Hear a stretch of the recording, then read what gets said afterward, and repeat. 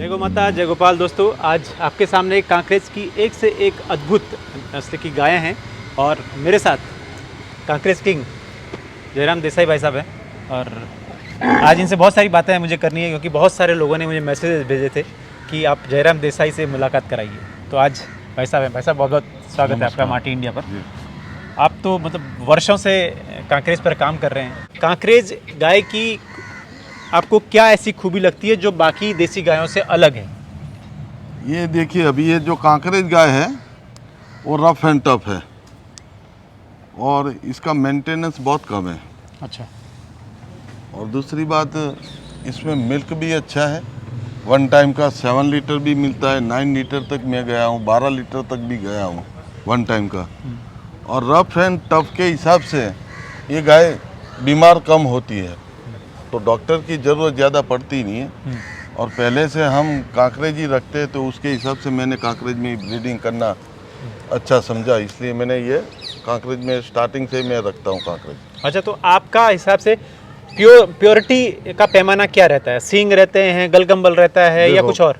Purity में देखने जाएंगे तो मेरी सब गाय का हॉर्न्स देख लो जी। जो सींग होते हैं, हाँ। उसके कान जो है एक जैसे कान है सबके। उसका मुंह है और बीच में खड्डा होता है, यहाँ पे रहता है। हाँ, गड्ढा। हाँ, और इसके आऊ जो होते हैं एकदम परफेक्ट है सबके, देखो एकदम इंटैक्ट। हाँ, इंटेक एकदम फिट होते हैं। हाँ, फिट अप जी। और कांकरेज की लेंथ लंबाई भी देख लो आप। हाँ। ये सब मेरे पारेवा जो बुल है, हाँ। उसी की बेटियां हैं सब यहाँ पे। अच्छा। हाँ जी। पारेवा तो अब रहे नहीं। उसका डेथ हो गया है और उसकी ज़रूरत और भी हमें बहुत ज़्यादा है। हाँ। मुझसे ज़्यादा मेरे दोस्त है लाला भाई करके, कटवाड़ा में। हाँ। कटवाड़ा गांव में रहते, हाँ। उनको ज़्यादा ज़रूरत थी, अच्छा। मगर भगवान का प्यारा जल्दी हो गया। अच्छा।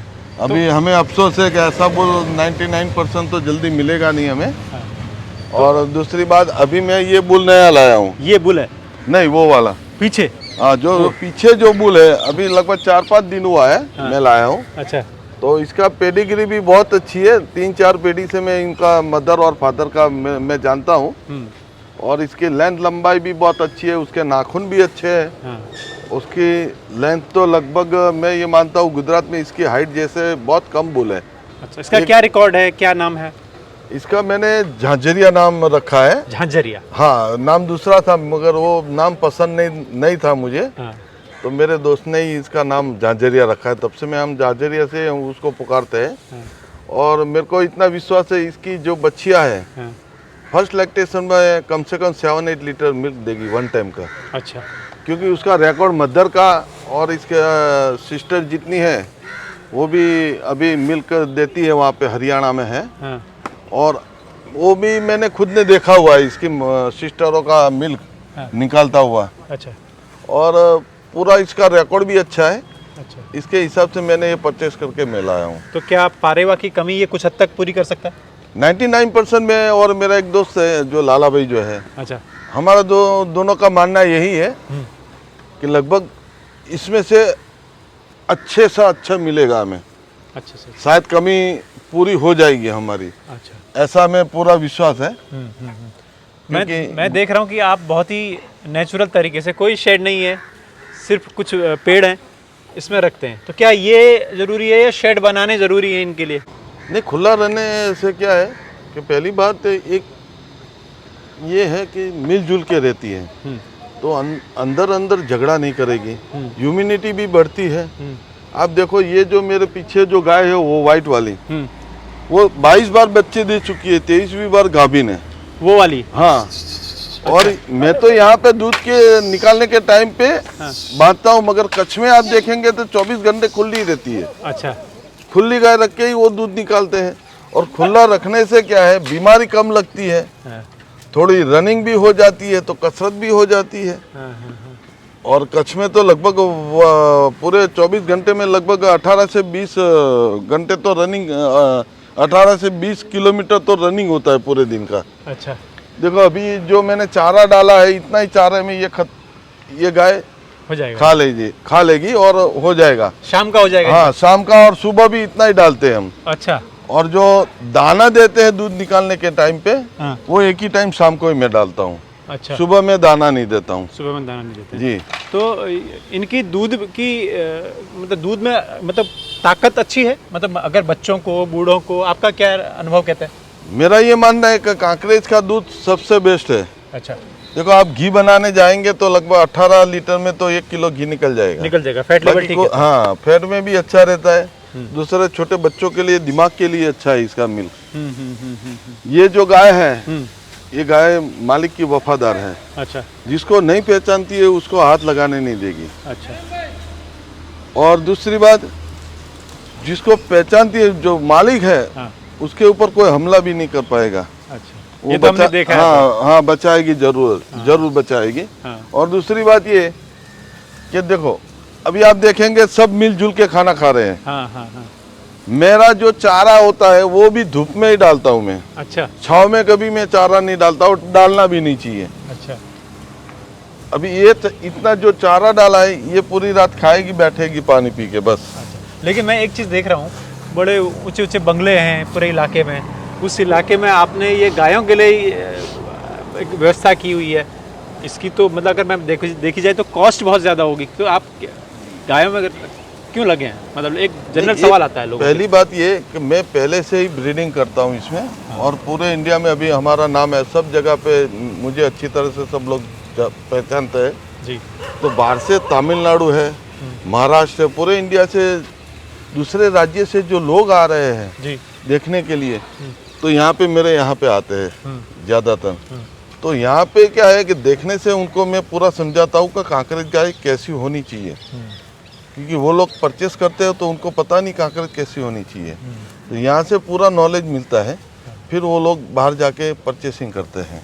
और दूसरी बात ये है कि अगल बगल में हर जगह पे बंगले बने हुए हैं, ये शौक से रखा हुआ है। हाँ, मैं वही जानना चाह रहा था मैं कि दूध सेल नहीं करता हूँ, ओनली फॉर मेरा ब्रीडिंग का काम है। जितने भी मेल आते हैं बछड़े, वो पूरे बछड़े तैयार करके हमारे जो मालधारी लोग हैं उनको फ्री ऑफ चार्ज में मैं देता हूँ। अच्छा, मतलब आप उनको नस्ल सुधार के लिए? हाँ, नस्ल सुधारने के लिए मेरा मानना यही है कि मेरे पास है ऐसी सबके पास होनी चाहिए गाय।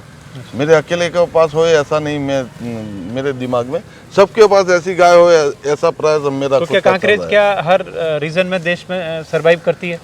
यानी मतलब कहीं अगर जैसे ये गुजरात है, गुजरात में गिर का बड़ा बोलबाला है। हाँ। यहाँ ये गाय बड़े अच्छे से एडजस्ट है, वातावरण भी फिट है। क्या तमिलनाडु में, उत्तराखंड में, यूपी में, इन क्षेत्रों में भी ये गाय अच्छे से सेट हो जाती है? हाँ, हो जाती है, क्योंकि अभी देखो हरियाणा में भी गाय है, राजस्थान में है, गुजरात में है, तो महाराष्ट्र में, कर्नाटक और तेलंगाना और तमिलनाडु में ये जल्दी सेट हो जाती है। तमिलनाडु में। हाँ, और दूसरी बात ये कि जो ये गाय है रफ एंड टफ है, उसके हिसाब से हर जगह पे तुरंत ही सेट हो जाती है। मगर यहाँ से जितने भी लोग ले जाते हैं ना, तो वो जरा उनको मैं यही कहना चाहता हूँ कि आपको पहले यही ध्यान रखना है आपके वहाँ पे चारा कैसा है खाने का, और वहाँ पानी कैसा है वो पहले चेक करना जरूरी है। अच्छी क्वालिटी का चारा डालेंगे, अच्छी क्वालिटी का पानी मिलेगा, तो गाय आपको घर पे तुरंत ही जल्दी सेट हो जाएगी। वाह, बड़ा छोटा छोटा मुंह होता है और सींग भारी भरकम होते हैं। क्या लोग कहते हैं कि बड़ा इनकी सींग्स जो पे भी जो है, ये लोग ब्रीडर लोग काम करते हैं सींगों पर, सींगों का कहते हैं कि अच्छी प्योर गाय का चंद्रमा बनना चाहिए। क्या ये बातें भी होती है? नहीं, इसका अलग अलग शेप होता है गायों का। कांकरेज में देखो इसका अलग है, इसका अलग है। वो वाइट वाली गाय है उसका अलग है, वो लेंथ और लंबाई ज़्यादा है, उसका सींग का टर्निंग अलग है, और ये भी अलग अलग है। देखो ज़्यादातर आगे सींग ज़्यादा है मेरी गाय का, ऐसे। हाँ, ऐसे आगे झुका हुआ, क्योंकि उसके फादर के हिसाब से सिर्फ बच्चियों में भी यही शेप आया हुआ है। और ये जो नया बोल रहा है उसमें से मेरे को ऐसा शेप मिलेगा 100%। अच्छा, वैसे अगर हम दाम की बात करें कि एक अच्छी गाय 5 लीटर देने वाली, 7 लीटर, 8 लीटर, 10 लीटर देने वाली, क्या कॉस्ट में इस क्षेत्र में मिल जाती है? ये तो अलग अलग कॉस्ट होती है यहाँ पे। गुजरात में क्या है कि गाय की स्मार्टनेस कितनी है और मिल्क कितना, उस हिसाब से अभी प्राइस रहता है। अभी देखो लेटेस्ट में आपको बताऊँ, 2 महीने पहले 2.5 लाख में गाय सेल हुई है। अच्छा। हाँ, अभी मेरा एक बुल था यहाँ पे, बाजिया करके, पूरा डार्क ब्लैक कपिला बुल था। मेरे दोस्त को मैंने 2.5 लाख में दिया था, भरत भाई करके थे। उन्होंने लगभग 3 दिन पहले 7,75,000 में दिया। क्या बात है। हाँ, तो अभी कॉस्ट बढ़ रही है बुल की और गाय की। अभी मेरे पास आपको बता दूँ, ये सामने जो गाय है हाँ, वो 5.5 लाख रुपए में मांगा था मेरे पास से। मगर मैंने उसको नहीं दिया है, क्योंकि मेरे को पता है उसमें से मेरे को क्या मिलने वाला है। क्या बात है। हाँ, उसकी अभी मैं ब्रीडिंग में स्पेशल रखा हुआ है उसको। ये सामने वाली, हाँ, ये हाइट लंबाई वाली है। वो पारेवा की बेटी है। पारेवा की बेटी। हाँ, उसकी मदर का रिकॉर्ड है 9 लीटर वन टाइम का मिल्क था। One time? हाँ, वन टाइम दूध की क्षमता भी है कांकरेज। हाँ, मैं तो यही मानता हूँ कांकरेज में कम से कम 5-6 लीटर मिल जाए तो बहुत है, उससे ज़्यादा आशा रखनी भी नहीं चाहिए।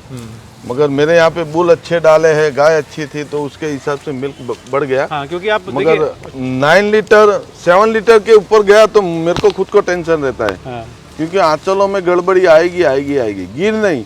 कांकरेज में भी ज्यादा दूध होगा तो गड़बड़ी आएगी। किसी भी नस्ल में हो। हाँ, कोई भी नस्ल में दूध ज्यादा नहीं होना चाहिए, 5-6 लीटर तो इनफ हो गया। आप तो इसलिए संभाल पा रहे हैं क्योंकि आप वर्षों से कर रहे हैं, आपको बहुत छोटी छोटी बातें पता हैं। एक नए गौपालक के लिए ये सब चीज़ों को समझना, फिर उसको इम्प्लीमेंट करके उतार देना, वो बहुत मुश्किल हो जाता है। सही है। तो ये जयराम देसाई भाई साहब थे, जिनको से हमने बहुत सारी बातें जानी। ब्रीडिंग कैसे करें, दूध कितनी क्षमता है, कितनी मजबूत होती हैं, कितनी पावरफुल होती हैं, ये सब बातें की हैं। एक बार भाई साहब वो गाय बता दी जो 22 की लैक्टेशन आपने बताया कि कितनी बार बच्चे दिए, सबसे पुरानी गाय वो कौन सी गाय थी? ये जो गाय है खजूर, ये जो गाय है 22वीं बार बच्चा दे चुकी है। ये वाली 22वीं बार? हाँ, 23वीं बार अभी गाभिन है। हाँ, अभी भी बड़ी मजबूत कदकाठी है। हाँ, अभी 22 बार बच्चा जब दिया तभी भी 6.5-7 लीटर वन टाइम का दूध था। क्या बात है जी। तो इसकी अभी मदर को मैं लाया था। ये स्टार्टिंग में जब मैंने ब्रीडिंग स्टार्ट करना चालू किया तब 2 गाय लाया था। हाँ। इसकी मदर को और एक लाखी गाय करके। इसकी मदर का नाम था कुंज। अच्छा। ये हमारे मंगल सिंह जाडेजा करके राजपूत है। हाँ। ये कच्छ में कुंदराजपुर करके गांव है, वहाँ से मैं लाया था इसकी माँ को, और उसके साथ में एक लाखी करके गाय थी। हाँ। उसका भी बहुत बड़ा नाम था। तो तब ये बच्ची थी, दूध पी रही थी, 15 दिन की। अभी भी ये स्वस्थ है आपके हिसाब से? अभी हाँ, अभी लगभग 3 या 4 बार तो कम से कम बच्चा देनी चाहिए मेरे हिसाब से। क्योंकि हम क्या करते हैं कि जब गाय गाभन होती है, लगभग 1-1.5 महीना बच्चा जनने में बाकी रहता है, तब मैं मक्खन ज़्यादा खिलाता हूँ बड़ी गाय को। मक्खन कम से कम 8-9 किलो तो खिला ही देता हूँ। उससे क्या होता है कि डिलीवरी के टाइम पे गाय को ज़्यादा ताकत नहीं करनी पड़ती, इजीली बाहर हाँ, इजीली बच्चा भी बाहर आ जाता है और गर्भाशय भी जल्दी क्लीन हो जाता है। तीसरी बात ये कि उसकी जो ताकत होती है वो कम नहीं होती, टिकी रहती है गाय, और मिल्क में भी अच्छी लास्ट तक अच्छा मिल्क देती है। देखिए, ये छोटी छोटी बातें हैं जो अनुभव से आती हैं जी। कि मक्खन खिलाना है जब बच्चा देने आती है गाय, तो ये सब बातें अनुभव से समय के साथ साथ सीखती हैं। और जब गौपालन में उतरते हैं तो उसके लिए आप समय निकाल कर आइए। ये 1-2 साल 2 साल का काम नहीं है, वर्षों का काम है, तब जाके गायें बनती हैं और अच्छी बनती हैं। गाय अच्छी बनाने के लिए सबसे पहले तो मैं सब मालदारी या गौशाला वाले हैं उनको यही मैं कहना चाहता हूँ जी कि बुल अच्छा क्वालिटी का होना चाहिए, अच्छी क्वालिटी का बुल होना चाहिए जी। बुल में पैसा ज़्यादा डालो बस, गाय में कम होगा तो चलेगा, दूध वाली गाय ले लो। कांकरेज प्योर होनी चाहिए जी, अच्छा मिल्क है, ज़्यादा सुंदर नहीं दिखती है तो कोई दिक्कत नहीं है, मगर बुल अच्छा होगा तो आने वाली पीढ़ी बहुत अच्छी रहेगी, मिल्क में भी और देखने में भी। ये जो सामने अभी चारा खा रही है, हाँ। ये जो गाय है इसकी मदर का दूध था 1 लीटर। अच्छा। इसके ऊपर ही था ही नहीं, 1 से 1.5 लीटर वन टाइम का। हाँ। तो मेरे बुल से क्रॉस किया, उसमें से ये बच्ची निकली। हाँ। अभी ये वन टाइम का 7 लीटर दूध देती है। क्या बात। तो ये बुल से हुआ है, ये बुल से सब कुछ चेंज कर सकते हो, स्मार्टनेस भी चेंज कर सकते हो, मिल्क भी चेंज कर सकते हो आप। बुल अच्छा नहीं होगा तो आगे आप ब्रीडिंग नहीं कर पाओगे। देखिए, जो अनुभवी लोग होते हैं वो यही बात पर जोर देते हैं कि बुल अच्छा लीजिए, तो आगे से जब भी आप कभी बुल का सिलेक्शन करें तो इन बातों को ध्यान रखें। तो जयराम भाई साहब, आपने बहुत अच्छा समय दिया मार्ट इंडिया को, बहुत सारे कन्फ्यूज़न थे उनको क्लियर किया। जय गोमाता। Thank you.